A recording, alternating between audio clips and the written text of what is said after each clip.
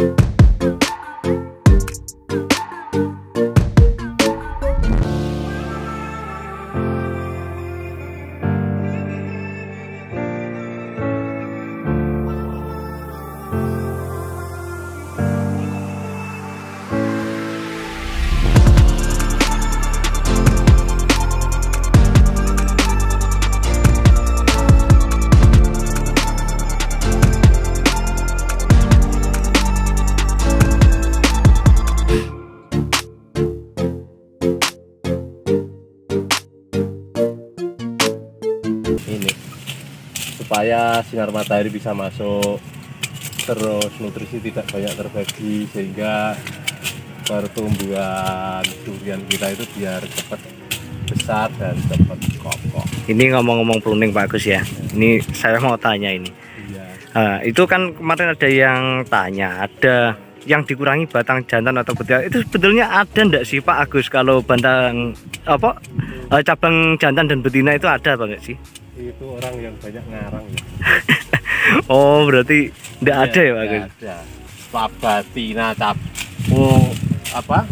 cabang kok ada betina ada jantan. Ya udah ada cabang itu kita nggak tahu. Ya, nggak ada jenis kelaminnya. Enggak ada jenis kelaminnya Pak Agus ya. Kalau cabang betina jantan loh. Tahun ini cabai yang berbuah bisa di sini, tahun depan bisa di sini, dan itu. Jadi nggak ada cabang betina jantan bohong itu. Bohong. Gitu. Terus kalau tanam durian ini Pak Agus ya, ini yang kira-kira cepat berbuah itu, kira-kira bibitnya itu yang dari bibit yang besar atau yang seperti apa Pak Agus? Oh, kalau masalah itu perlu dijawab dengan benar-benar ya. Jadi gini, Mas, orang tanam bibit biasanya, Pak, kalau saya minta bibit yang 4 meter supaya 1 tahun bisa berbuah ya, seperti itu. Terus gini saya tegaskan, kalau mau menanam bibit durian, upayakan bibit itu maksimal 2 meter. Maksimal 2 meter. Maksimal 2 meter. Karena apa? Bibit saat kita tanam itu seimbang nanti. Kalau bibit itu kita tanam dengan ketinggian di bawah 2 meter, antara perkembangan cabang dan perkembangan akar itu seimbang, sehingga perkembangan cabang ini bisa bagus, bisa kokoh. Dan yang kedua itu kalau kita tanamnya dari ketinggian di bawah 2 meter, jadi antara perkembangan ini tidak jadi seimbang, jadi dia kena terjangan angin juga kuat ya. Kan banyak tuh kejadian tanaman durian sudah 4 meter atau 5 meter tiba-tiba ada angin kencang dan itu ternyata ini mudah pokah, apalagi bibitnya dongkelan ya, dongkelan yang ukuran jumbo. Kecuali dongkelan di bawah 2 meter karantina cukup aman lah ya. Itu nanti dia akan mudah rungkat atau roboh, udah tumbang ya Pak Agus? Udah tumbang, dan perkembangannya juga nggak bisa rimbun seperti ini kalau tanamnya bibit yang besar, yang 4 meter, 5 meter itu ya. Itu jadi, terus yang kedua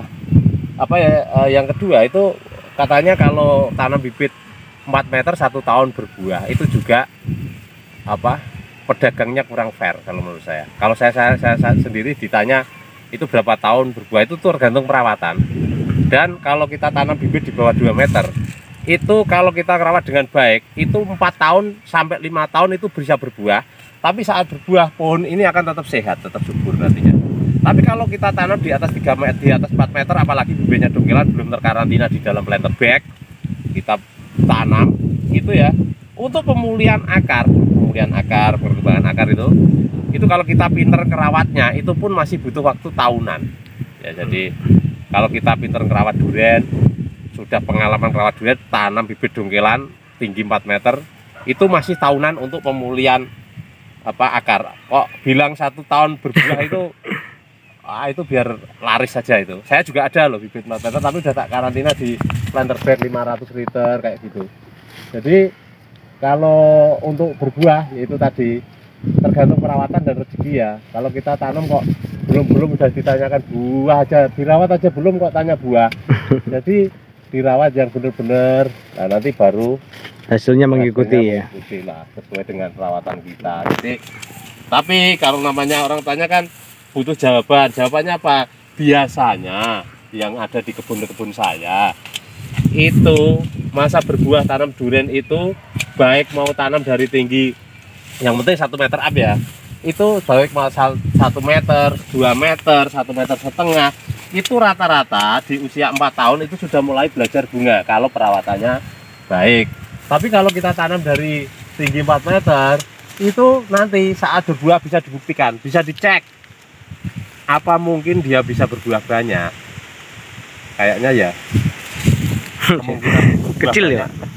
Karena apa? Dia percabangannya nggak bakal bisa bagus, nggak seimbang antara perkembangan akar dan perkembangan pohon. Nah, kalau ini kan 1,5 meter up kita tanam, jadi akar berkembang, ininya berkembang, jadi seimbang. Kalau kita tanam bibit besar ya itu tadi. Jadi kalau pinter kerawatnya sudah pengalaman ya. Kalau kayak kita ya bukan sombong, tapi kalau ngerawat mungkin tanam dengan ketinggian segitu kita rawat dengan baik itu masih butuh waktu tahunan untuk berbuah.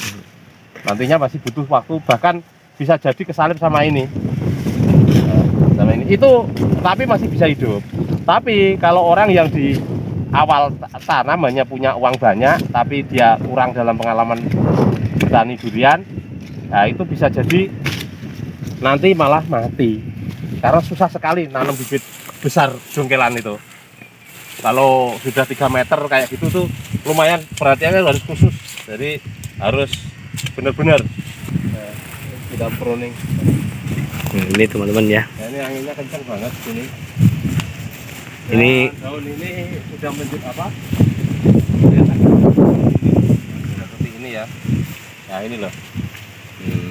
Ini ya kalau musim penghujan, seandainya kita punya alat ukur pH tanah, mungkin kita ukur ini pH-nya menurun. Ya pH-nya turun karena memang ya biasa. Namanya apa? Tanah ya. Kalau musim penghujan ya pH-nya pasti turun. Udah otomatis ini.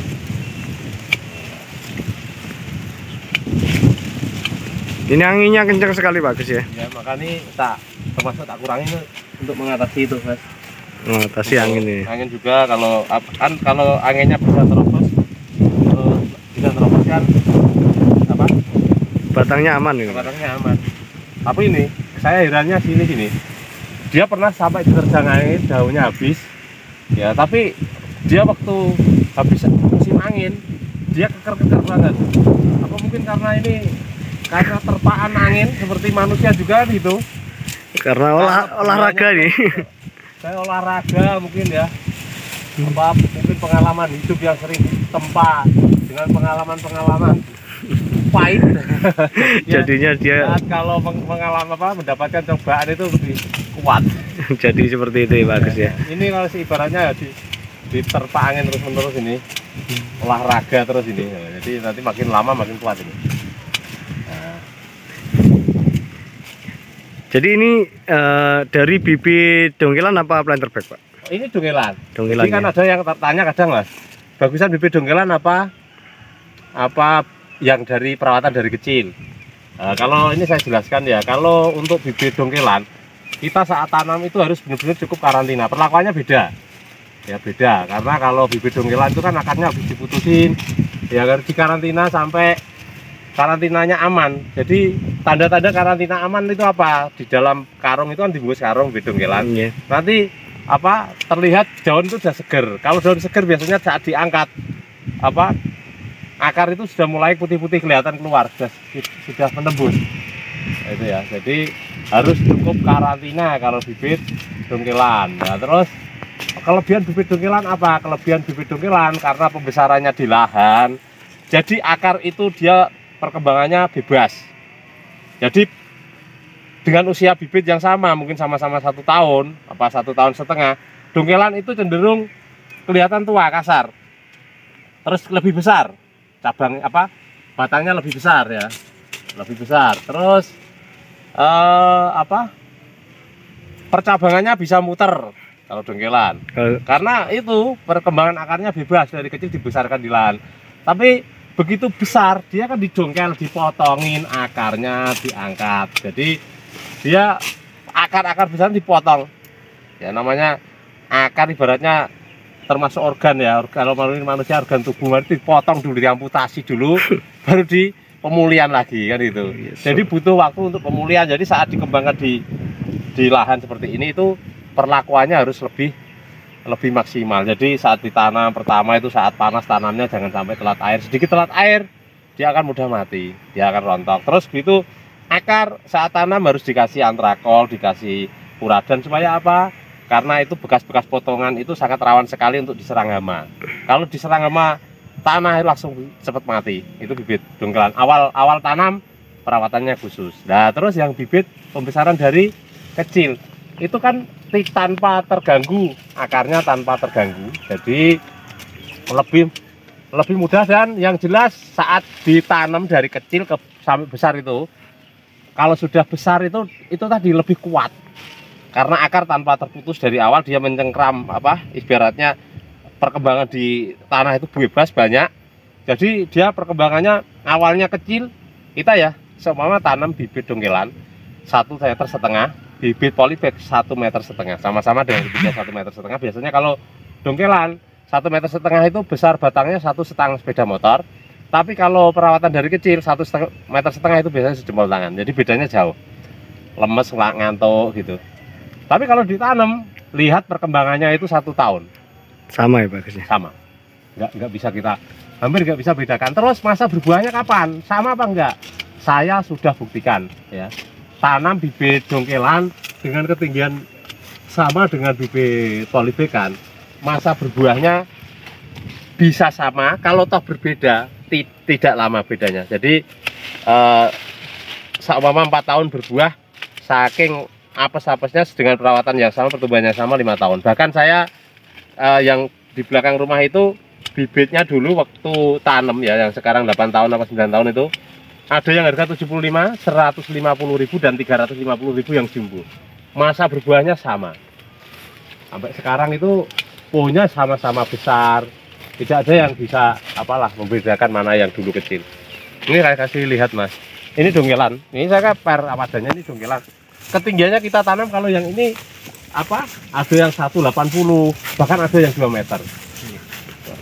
Terus kita lihat yang di sana musangking. Ini kan ada di videonya ya, di sini ada videonya. Itu penanaman saya sekitar tingginya 120 cm. Seumpama ini dulu kita jual 350.000 dongkelan, yang bibit musangking ini, yang atas ini, ini sama ini yang sana, itu harganya cuma 70.000, 200.000 dapat 3, paling mahal-mahalnya kita jual 100.000 waktu itu. Ini ya. Jadinya seperti ini. Seperti ini. Jadi dia lebih kuat. Percabangannya juga bagus juga. Dan ini teman-teman apakah punya pakis itu tidak istilahnya saat musim penghujan daunnya tidak menguning, sama. Sama ya. Cuma beda perlakuannya. Kalau orang-orang menguning gini sudah gugup, cari dolomit segala macam ditaruh di situ untuk mendekat. Kalau saya santai. Jadi biarlah ini alam ini, tidak mau kita terlalu melawan ya, kita mengikuti saja. Nah, ini kalau menguning nih kayak gini, ini berarti istilahnya air hujan itu kan dingin. Jadi air hujan itu bikin tanah cepat asam atau cepat lengket segala macam ya. Tapi nanti saat dia panas dia pulih. Yang penting satu, ini masih tetap berubus. Itu berarti tanaman kita masih normal, masih bisa bertahan. Sedikit rontok tidak masalah. Nah, jadi kita memang tidak memakai kapur dolomit ya. Tapi kalau ada yang memakai itu kan cara orang itu beda-beda. Tapi saya pakai cara ini juga karena sudah mencoba ya. mencoba tanpa dolomit, saya bertahan sampai 1 musim penghujan. Akhirnya tanaman saya bisa bertahan. Sampai sekarang saya sama sekali tidak pakai dolomit, bahkan saya tidak punya alat ukur pH tanah. Nah, itu dengan cara ini tanaman tetap kuning, tapi saya nggak panik, biasa. Karena itu tadi, saya itu sudah buktikan bahwa di saat musim Tuhan memberikan antara musim kemarau dan musim penghujan itu sudah ada ada manfaatnya sendiri untuk alam. Jadi kalau ini nanti habis musim penghujan, musim kemarau, terus kita siram lagi di musim kemarau, nanti ini akan pulih lagi, akan istilahnya hijau lagi. Untuk pruning sendiri Pak Agus, itu bawor sama musangking itu sama apa tidak? Beda. Beda ya Pak Agus ya? Beda. Jadi untuk pruning sendiri itu bawor itu cabangnya kan sudah terlihat teratur ya, kayak cemara kayak gitu. Tapi kalau musangking itu cenderung tidak beraturan seperti ini. Jadi kadang-kalanya kita kalau lihat seperti ini ya, ini cabang yang kita tarik ke samping gini. Nah ini rantingnya juga kita biarkan, karena tidak semua, kalau musangking ya banyak yang berbuah di ranting-ranting seperti itu. Tapi rantingnya harus dikurangi juga biar kokoh nanti. Ini semua bagus-bagus, ya wajar ya kuning seperti ini loh. Ini tandanya kalau pH tanah sudah mulai menurun. Ini penyakit mas ini loh. Jadi ini tidak bisa diobati. Ini awal mulanya itu telat penyemprotan ya. Yang telat penyemprotan itu bisa mengakibatkan bentuk-bentuk coklat-coklat seperti ini nggak bisa sembuh.